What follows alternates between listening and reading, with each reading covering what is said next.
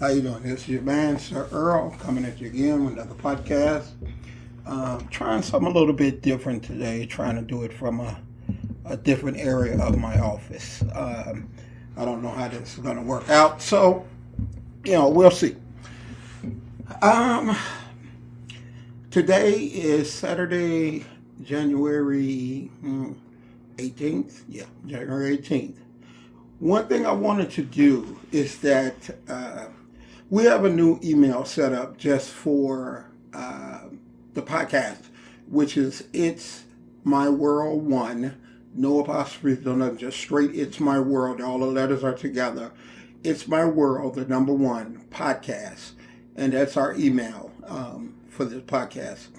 What we're going to start doing is I have a lot of downloads, and we've been getting a lot more traction with this podcast, a lot more people. So what I'm going to start doing is that I know every week I'm going to pick a different country or a different state, and I am going to offer something free, t-shirt, hat, sweatshirt, ratio gear, It's My World gear, Figure Prodigy gear. You're going to have to pick up the postage and handling. And the article that I'm sending is totally free. But you're going to have to pay for it, like I say, the postage, especially if it's out of the country. So what I'm asking now, this week, we're going to pick the United Kingdom. So anyone from the United Kingdom that listens to this podcast, which I know they do, because I've got a lot of downloads from them this week. So it's definitely more than one person. I want you to email me at It's My World 1 podcast. Let me know when did you listen to it and what episode you liked and what you liked about the episode. What did it do for you? And from that, I will return your email and I will send you, I'll get your address and everything, and I will send you something nice out. Sweatshirt, t-shirt, hat, whatever you choose, I'll give you your choice. So, like I said, this week it's going to be the United Kingdom, the UK. My brother's on the other side of the pond. Just send me an email to It's My World 1 podcast at gmail.com, and we're going to send you out something real nice. I really appreciate all the time that people take listening to the podcast and different things like that. We're really picking up a lot of traction. They also go on my other platforms, which is right here behind me. So, like I said before, just let me know you heard it on the podcast. We'll join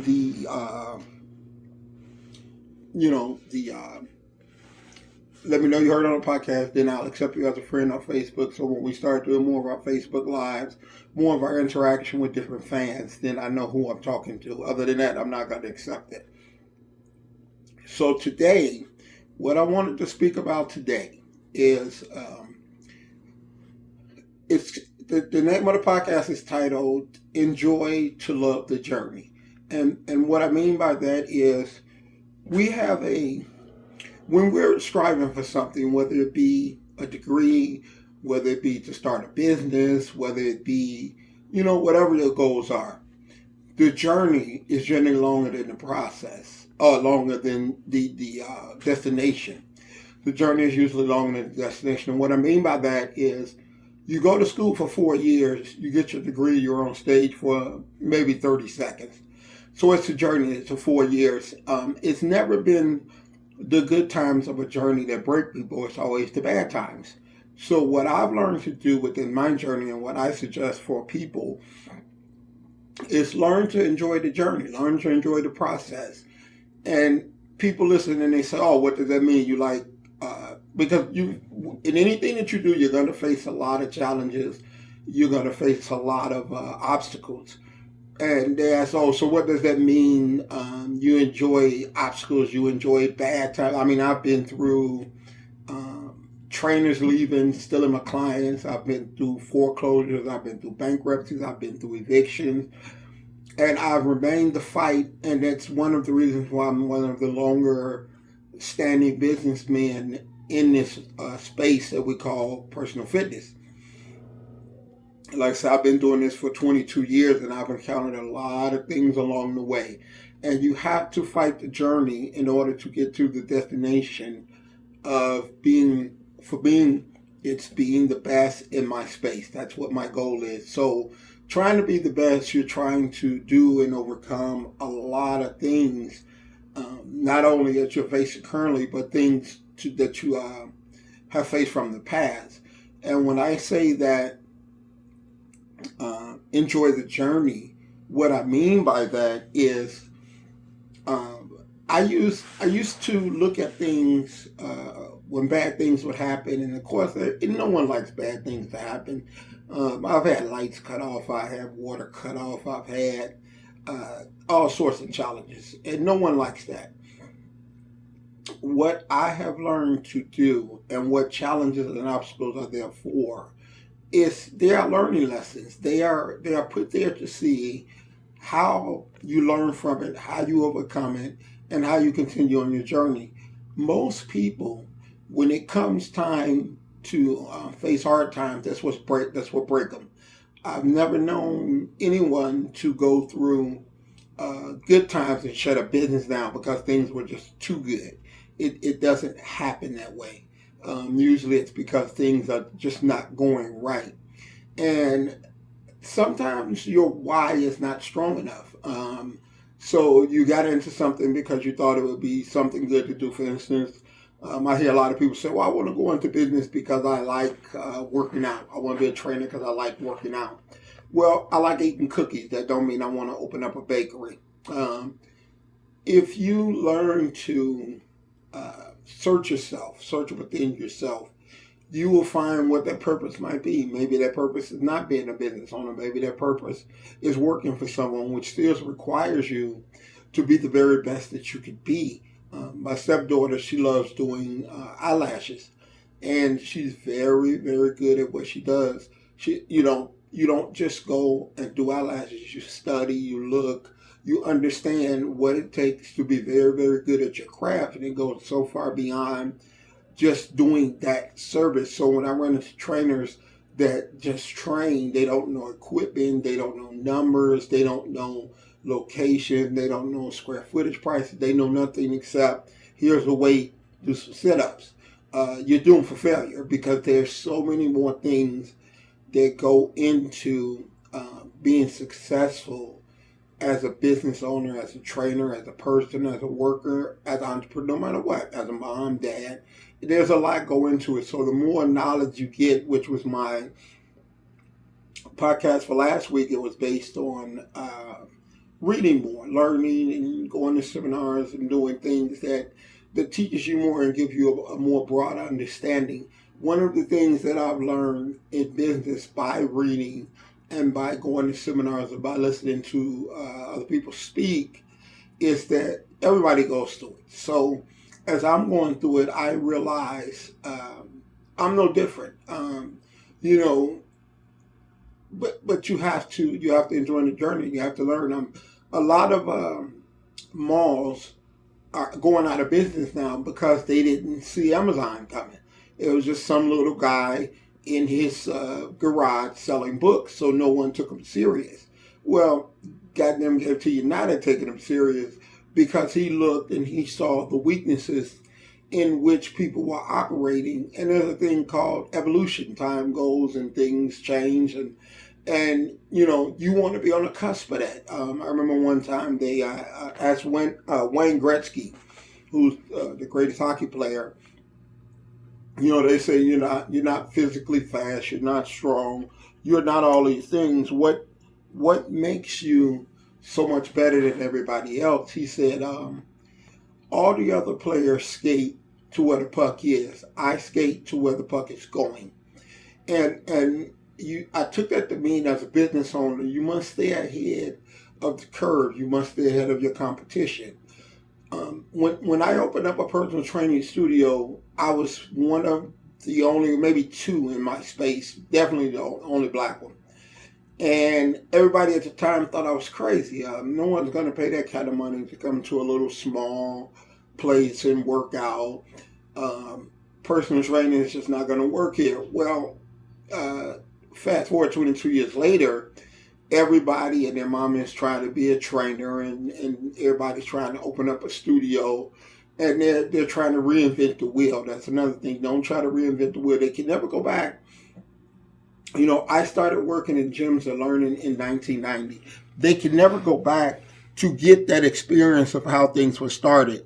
So they come in to this space, and they always have a better idea. You can't reinvent the wheel. 2 plus 2 is 2 plus 2. You can't come in and say 2 plus 1 will equal 4. No, because I said it would. It's just not the way it works. So what I do, I mix the basics of what I learned as far as loving the profession with the new technology of social media, podcasting, Instagram, different things like that, because technology is now totally different than when I started in 1990. So this journey that I'm on, I have to constantly stay educated. Right now, there's not a lot of trainers that I know of in my space that are doing the things that I'm doing in terms of podcasts and social media and stuff like that. So they're just as I opened up a studio and they were late to come, most of them came in the past 5 years, which meant basically I had a 15 to 17 year head start on them. It's going to be the same way with the things that I'm doing now, because I constantly look at this journey. I constantly learn. I constantly try to understand where everything is going, and I try to adjust and go to where the trend is going. I try to stay ahead of it.